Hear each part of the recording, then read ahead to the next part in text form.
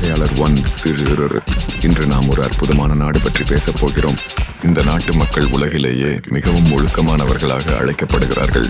கடந்த 40 ஆண்டுகளில் இந்த நாடு எதிர்பாராத முயற்சியால் தனது சொந்த கதையை எழுதி கொண்டது, தனது வரலாற்றை உருவாக்கி கொண்டது.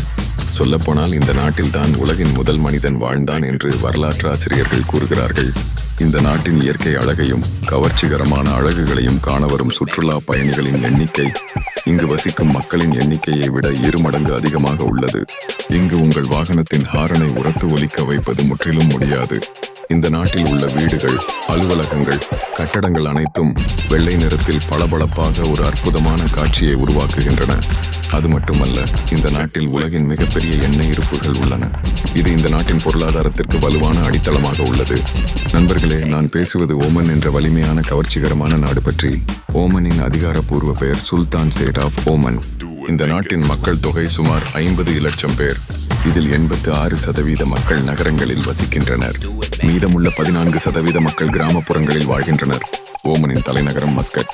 இது வெறும் தலைநகரம் மட்டுமல்ல, நாட்டிலேயே மிகப்பெரிய மிகவும் நவீனமான நகரமாகும். இந்த நகரம் நவீனத்துவத்தையும் பாரம்பரியத்தையும் இணைத்து ஒரு அற்புதமான சமநிலையை அடைகிறது. மஸ்கட் உலகளவில் ஒரு முக்கிய சுற்றுலா மையமாகவும் அங்கீகரிக்கப்பட்டுள்ளது. இங்கு தெருக்களில் நடந்தால் நவீன கட்டடங்களுடன் பாரம்பரிய மணமும் உங்களுக்கு தெளிவாக தெரியும். ஓமனின் மேற்கு எல்லை அரேபிய கடலுடன் இணைக்கப்பட்டுள்ளது.